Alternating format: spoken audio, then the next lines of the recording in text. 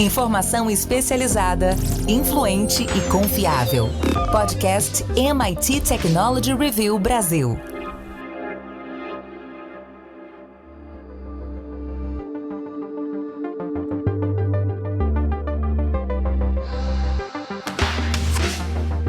Olá, eu sou o André Miceli e esse é mais um podcast da MIT Technology Review Brasil. Hoje eu e Rafael Coimbra vamos falar sobre os meios de pagamento. A gigante chinesa Tencent quer que você passe a pagar suas contas com a palma da mão. E nós vamos debater quais são as chances disso dar certo. Antes da gente começar, eu quero dizer que esse podcast é um oferecimento do SAIS Analytics Softwares and Solutions. E também quero convidar você que nos ouve a fazer parte da nossa comunidade. Vai lá em www.mittechreview.com.br/cine. Rafa Coimbra, a Tencent é dona da Baidu, da Blizzard, da Epic Games e da WeChat. Ela está há alguns anos entre as maiores empresas de tecnologia do mundo. Eles estão avançando bastante numa tecnologia de reconhecimento de impressão de registros das palmas das mãos. Essa tecnologia pode servir para substituir as senhas, os registros de impressão digital e pode servir como um meio de pagamento. Os defensores dessa tecnologia de impressão de palmas da mão dizem que é uma tecnologia mais precisa e mais segura do que outras formas de biometria e é mais difícil identificar uma pessoa se essa imagem de impressão de palma vazar. Diferente do que acontece, por exemplo, com o reconhecimento facial. Enfim, a gente tem uma discussão bastante significativa em tudo que diz respeito a reconhecimento biométrico e, aparentemente, a tecnologia de reconhecimento de palmas das mãos é a próxima fronteira. É só coisa boa, Rafa, ou tem lado ruim também? Como tudo na vida, André, tem o seu lado perigoso, vamos dizer assim. Porque, na verdade, quando a gente está inserindo mais informações, no caso da palma da mão, não é só um dedo, por exemplo, não são só as linhazinhas de uma impressão digital. Na palma da mão, além das linhas, e aí são mais linhas, porque, obviamente, a área escaneada ali é maior, você também consegue capturar as veias, por exemplo. Você joga a luz ali e consegue ter quase que como uma segunda camada de linhas representadas pelas veias. Então, é muito mais informação, por isso, se tem uma ambição muito grande de se capturar esse tipo de informação, porque a segurança aumentaria. Nós volta e meia aqui, quase toda semana, falamos sobre segurança digital, em que os bandidos, os golpistas, eles procuram sempre como burlar essas camadas de segurança. Então, se você coloca uma a mais, e nesse caso é bem mais interessante do ponto de vista de sofisticação, não é tão fácil você conseguir burlar uma segunda camada como essa, ao mesmo tempo a gente tem que considerar que esse tipo de informação nas mãos do governo, por exemplo, estamos falando aqui de China, a coisa começa a complicar. Porque se a gente está falando de alguém que pode pegar essa sua informação para fazer um pagamento, mas depois para saber onde você está, quem você é, o que você faz, é também um perigo do ponto de vista de monitoramento social. A gente está falando de China, a gente sabe que já existe esse entrelaçamento entre empresas e governos na China. Então, lá é algo que pode ser mais aceitável do ponto de vista interno, mas quando a gente olha aqui para o Ocidente, esse tipo de relação não é bem visto. Então, mas é de se registrar, André, que já temos esse tipo de pagamento no Ocidente. A Amazon, há 2 anos, já testa esse tipo de pagamento com a palma da mão aqui no Ocidente, né? Nos Estados Unidos, no caso.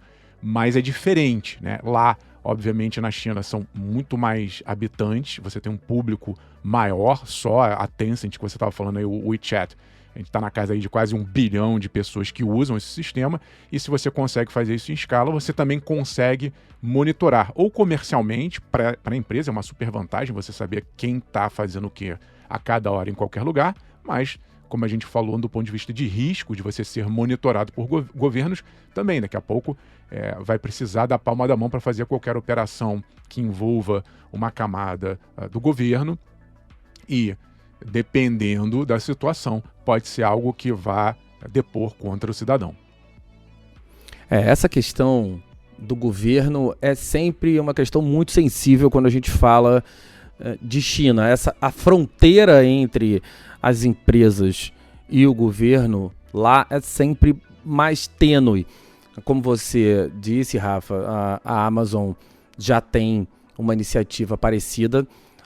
Existem centenas de Whole Foods, que é um varejo que pertence à Amazon, que já usam, as lojas já usam essa tecnologia. Eles aparentemente estão sendo bem sucedidos. Existe essa guerra de fintechs e meio de pagamentos, com muitos testes acontecendo simultaneamente. Só que nos Estados Unidos, o que acontece nas empresas não necessariamente vai para o governo. Lá na China, a gente sabe que acontece exatamente o oposto. Essas coisas vão sim para o governo, e a gente acaba vendo o governo explorando essas tecnologias, por exemplo, com os impostos. Existe uma exposição em alguns casos, por exemplo, pessoas que devem determinadas quantias de imposto sendo expostas em áreas comuns das cidades. Tem uma questão social que acaba sendo bastante sensível, e a gente vai vendo o risco desses serviços, por exemplo, os serviços públicos não sendo disponibilizados para determinadas pessoas. Enfim, o governo vai explorando as questões biométricas e as questões associadas à tecnologia num formato que é bastante discutível. Como você vê isso acontecendo, ou quais são as chances disso acontecer por aqui, Rafa? Eu acho, André, que é um caminho meio inevitável, tá? A multibiometria. Não vou discutir aqui a forma, né? A gente já passou por isso agora, né? Se vai ter mais interferência governamental ou não. E aí, diga-se de passagem, por enquanto é algo lá que está sendo testado comercialmente e de forma opcional. Então a Tencent faz, né? Quer ganhar aqui um refrigerante, comprar por 1 centavo? Coloque a sua impressão digital aqui. Eles estão num momento de quase que validação, mas eles acham que essa tecnologia já está pronta, e eles estão fazendo um teste comercial onde essa adoção é voluntária. O consumidor recebe um benefício para entregar a palma da mão dele para a empresa. Mas, se a gente for olhar para o futuro, podemos imaginar um cenário lá na China em que, por exemplo, seja obrigatório, né? Do mesmo jeito que você precisa de hoje um login, uma senha para acessar determinadas camadas de serviços do governo, como você falou, daqui a pouco você não vai poder fazer nada sem a palma da mão. Então, eu imagino que essas camadas elas vão evoluir, e aqui no Ocidente também, para uma exigência multibiométrica. Aí eu incluo a palma da mão. Mais para frente a gente vai ver escaneamento de íris, é outra tecnologia que há muito tempo se tenta fazer ali uma combinação, né? Quando a gente fala da biometria facial, está se mapeando ali o formato do rosto, inclusive não só em 2 dimensões, senão seria muito fácil você pegar uma foto da pessoa e se fazer passar por ela. Tem ali um escaneamento quase que 3D do rosto, mas a íris também, ela carrega informações muito individuais, mas é extremamente complicado escanear a íris. E, olhando para o futuro, mais futuro ainda, a gente poderia pensar em escaneamento ou, na verdade, o reconhecimento feito por DNA. E aí, quem tiver curiosidade, tem um filme chamado Gattaca, bem antigo, que é muito legal, que mostra esse mundo meio distópico, em que todo mundo é identificado ali pelo DNA. Você, em vez de passar o crachá na catraca, você colocaria o dedo ali, tiraria uma gota de sangue, eu tiraria um pedacinho ali do teu material, da pele, da unha, seja lá o que for, e faria o mapeamento, o escaneamento de DNA em questão de milissegundos, você está autorizado ou não. Então, esse é o futuro de longuíssimo prazo. Na questão da palma da mão, André, eu vejo uma dificuldade técnica, que é a seguinte, não a tecnologia em termos de reconhecimento, mas escanear a palma da mão, você precisa ter um equipamento que, obviamente, caiba a palma da mão. Então, hoje, a biometria na ponta do dedo, ela é mais facilmente encontrável porque você tem esse tipo de tecnologia já embarcada, por exemplo, nos smartphones. Os smartphones, quase todos, os mais modernos, têm, de alguma forma, ali um desbloqueio ou pela ponta do dedo ou pelo rosto. Então, a biometria facial e a impressão digital do dedo, ela já está dominada. Logo, quando você faz uma operação, faz um pagamento, qualquer tipo de transação e validação com essas biometrias, já tem ali meio caminho andado. É uma parceria entre um banco, por exemplo, um supermercado do outro lado e a Apple ou o Google fazendo a administração ali do Android e do iOS, que são sistemas operacionais do meio. Tem quase que um consórcio ali biométrico que faz com que você consiga fazer uma transação em segundos, em menos de segundo. Mas quando a gente está falando de palma da mão, como é que a gente faria isso num smartphone? A minha mão é uma raquete de tênis. Mesmo um smartphone grandão não vai caber a palma da minha mão. Eu imagino que, num tablet, também não conheço tablet que faça isso hoje, mesmo que fizesse, não é todo mundo que vai ter um tablet. E então eu vejo que a biometria da palma da mão, ela vai primeiro se concentrar em ambientes físicos, lojas, qualquer sistema que você possa ir lá e vai ter um tabletão que vai fazer o escaneamento da mão, como já existem em alguns lugares. Quando você vai tirar passaporte, por exemplo, tem ali, né, dos dedos, já é um aparelho um pouco maior. Então, eu vejo que haverá, no início, uma dificuldade de expansão, e é meio contrassenso, né? Porque se a gente está numa era de pagamentos online, em que a pessoa está em casa, não quer ir a um estabelecimento físico, não sei se isso faz tanto sentido, né? Mas, de qualquer maneira, como eu disse, é um caminho natural a multibiometria ou a evolução dessas biometrias. O que a gente percebe é que se senha e login já são algo extremamente rudimentar do ponto de vista de segurança, isso já não resolve mais, você tem que ter pelo menos dupla autenticação ou uma combinação dessas tecnologias. A gente já teve essa evolução da biometria facial e da ponta do dedo, mas cada vez que evolui-se as tecnologias, os falsários vão lá e dão um jeito de se adaptar. Então, não tem outro jeito, a gente vai ter que caminhar. Só acho que vai ter um pouquinho de dificuldade técnica no sentido do pagamento à distância. Do presencial, talvez funcione em lojas, mas à distância eles têm que dar um jeito de resolver onde você vai colocar a mão, em que dispositivo, para poder fazer essa validação. Por um lado, a gente sabe que as senhas vão acabar no longo prazo, a computação quântica vai ser a pá de cal nessa história, não tem como, ainda que se por um lado a gente poderia ter um processo de geração de senha com a própria computação quântica, por outro lado, os algoritmos e a capacidade de processamento desses computadores eles fariam com que qualquer senha fosse muito facilmente quebrável. E aí a gente vai precisar de novos instrumentos, de outros recursos de autenticação. A gente parte para esses modelos biométricos. E a gente cai nesses cenários que o Rafa mencionou. Vai olhar para polegar, para íris, para DNA. De alguma maneira, à medida que a gente avance nesse sentido, nós vamos cair em discussões éticas, uma vez que vamos começar a permitir que uma parte do nosso corpo ou que várias partes do nosso corpo sejam mapeadas para que esses dados, ao serem compartilhados, eles sirvam como as nossas chaves de autenticação. E à medida que esse mapeamento vai acontecendo, a gente corre o risco deles caírem nas mãos de criminosos, de hackers. Vamos ficar sujeitos a essas questões governamentais, o quanto um governo vai poder exigir das empresas essas informações. A gente vive em diversos países discussões muito sérias dos limites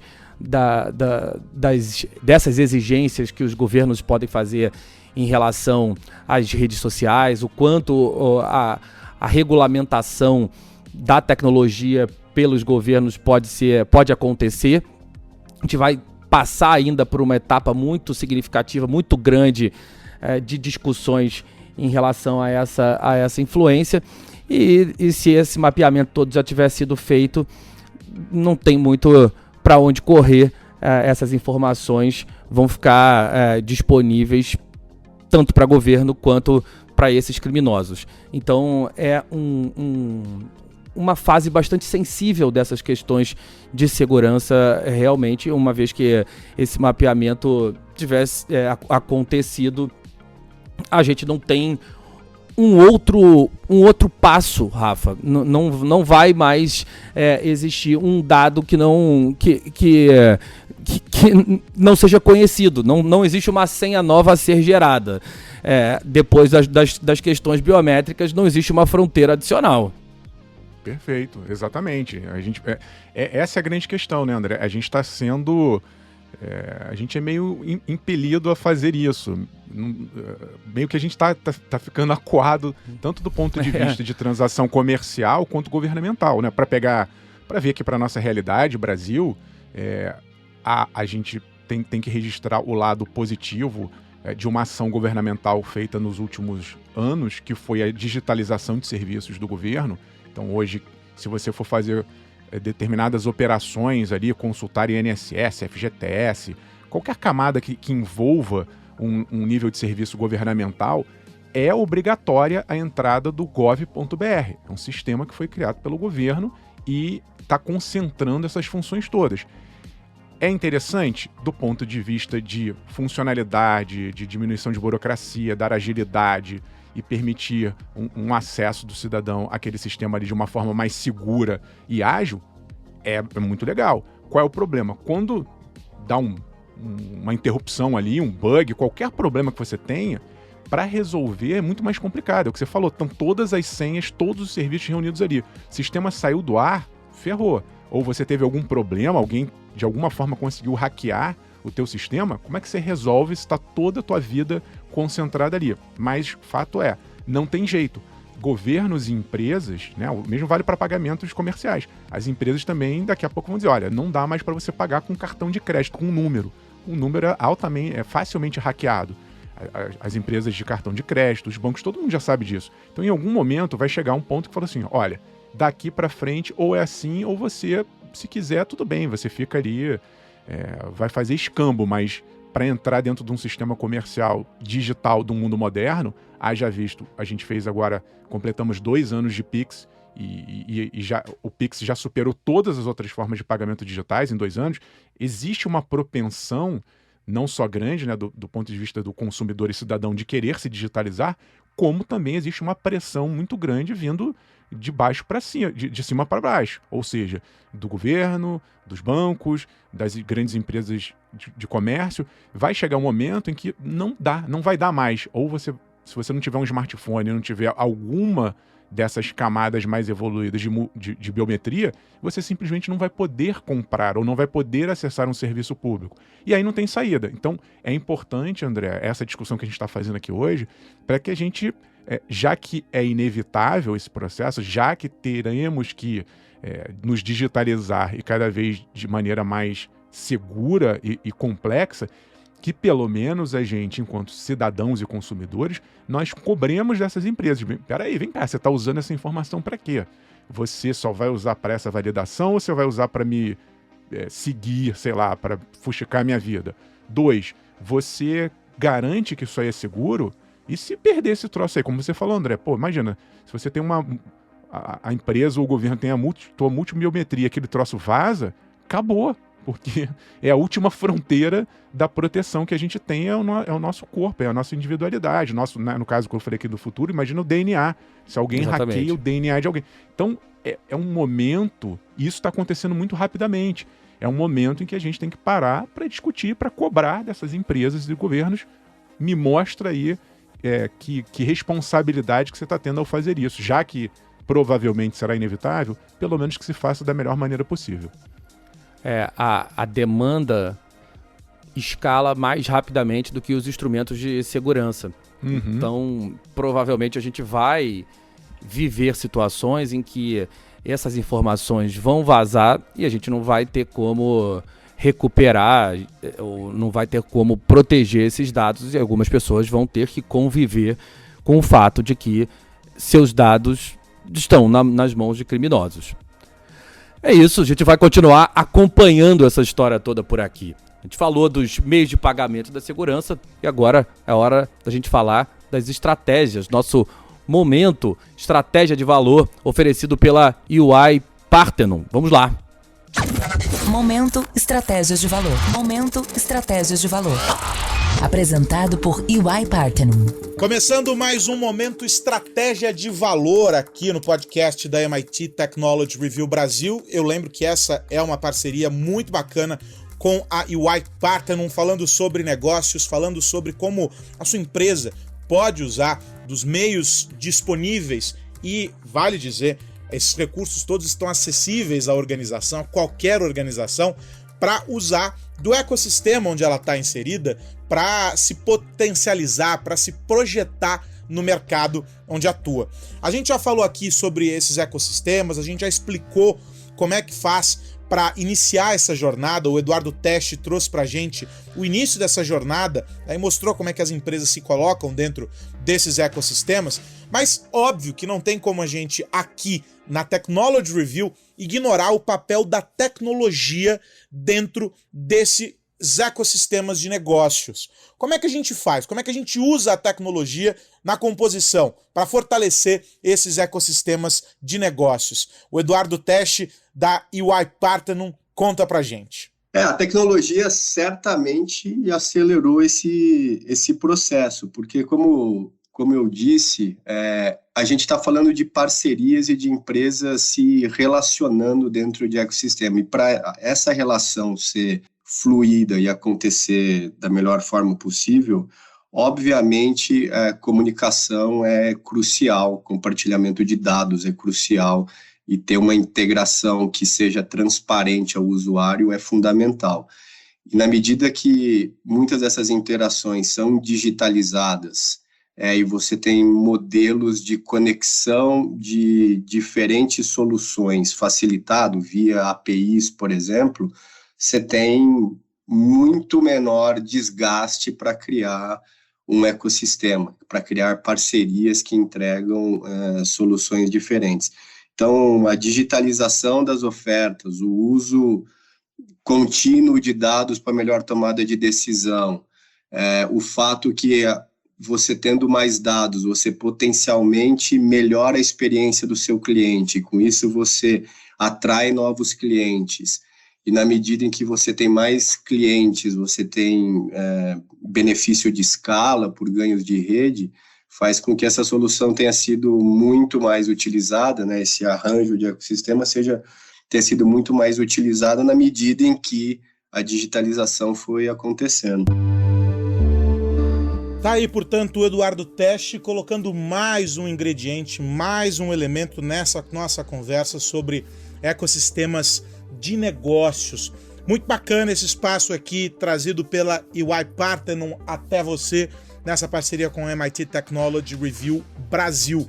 Mas essa conversa, eu sempre digo, ela não termina aqui no podcast. Você pode continuar aprofundando o conhecimento sobre esses assuntos, mergulhando em tópicos relacionados, né, outras visões complementares a esses insights que o Eduardo compartilhou aqui com a gente. Como fazer isso, Aros? Muito fácil. Só acessar o nosso site mittechreview.com.br e procurar lá no tópico Negócios e Inovação, você vai encontrar o subtópico Estratégia de Valor. E aí você vai ficar por dentro de todos esses insights, muitas reflexões, muitas ideias sobre como os negócios do futuro estão sendo pensados, estão sendo desenvolvidos. É o tópico Estratégia de Valor lá no site mittechreview.com.br.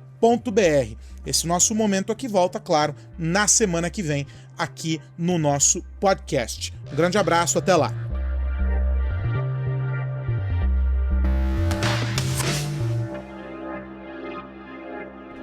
Pô, esse foi o nosso momento Estratégia de Valor oferecido pela EY Parthenon. O que mais você precisa saber? E agora, seguindo o nosso roteiro, Rafa Coimbra, no que você vai ficar de olho nessa semana? Tô de olho, André, num momento de reflexão do mercado de startups, de uma maneira geral. Eu tinha comentado na semana passada um grave problema que está acontecendo no mundo cripto, né, com a falência da FTX, e tinha ali uma grande estrela, um jovem empreendedor chamado Bankman-Fried, que fundou a empresa, chegou a acumular 25 bilhões de dólares de fortuna e está dando um problemão. Mas essa semana, logo na sequência, veio uma notícia de um caso que já estava se arrastando há anos, da Elizabeth Holmes, fundadora da Theranos, ou Theranos, uma empresa de biotecnologia lá no Vale do Silício. Ela era uma história muito parecida. Ela era novinha, tinha ali 19 anos, fundou uma empresa que chegou a valer 9 bilhões de dólares na época, e era uma empresa que prometia uma tecnologia capaz de fazer qualquer exame que você imaginasse com uma gota de sangue. Tem até relação com o que a gente estava conversando há pouco sobre biometria, mas no caso dela, você colocava uma gotinha ali e de repente ia descobrir um monte de coisa e resolver um monte de problema. Obviamente, essa tecnologia, ela depois se mostrou muito mais uma promessa do que uma realidade. Teve uma série de reportagens do Wall Street Journal mostrando que a empresa estava usando equipamentos que já existiam, que aquilo ali não era bem o que ela estava vendendo, e aí teve ali uma desescalagem muito rápida. Os investidores começaram a perceber que estavam se metendo numa furada, que a máquina maravilhosa, milagrosa lá não existia, e o fato é que a empresa quebrou e ela foi condenada a 11 anos de prisão e vai para a cadeia. E se a gente imaginar isso, né, ela foi acusada aí por fraude eletrônica, conspiração, tem 3 acusações ali que a colocaram com esses 11 anos de prisão. É muito duro, né? É uma punição rigorosa e que, independentemente da gente julgar, que eu não vou entrar no mérito da questão, eu não acompanhei os detalhes do caso, se é justo, injusto, se foi pesada a pena ou não, mas do ponto de vista de investimentos, é um sinal de alerta. Vale, né, para esse caso que, como eu disse, é mais antigo, vale para o caso mais recente, de, num momento em que você tem ainda, apesar de ter tido uma diminuição, você ainda tem uma grana que está rolando para investimento em startups, em negócios que estão ali prometendo criar disrupções, quebra de paradigmas de mercado, que se preste muita atenção, né? Porque apostar numa ideia é legal, mas é preciso que exista ali algum grau de sustentação de que aquilo ali vai se tornar realidade.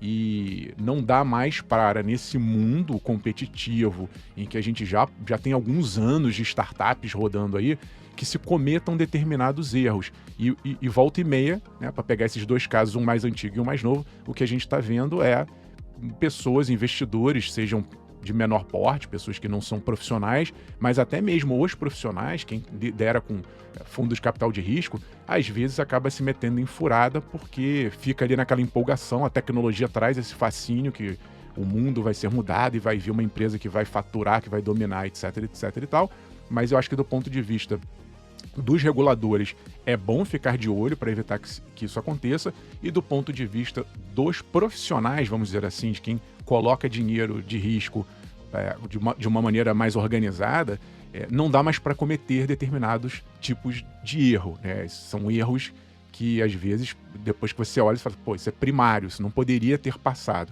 Então é importante ficar de olho. Eu quero ver como é que o mercado vai se comportar a partir desses escândalos, se vai ter realmente uma readequação ou se a galera vai continuar ainda com brilho nos olhos, querendo investir, às vezes, cegamente em busca de uma grande promessa.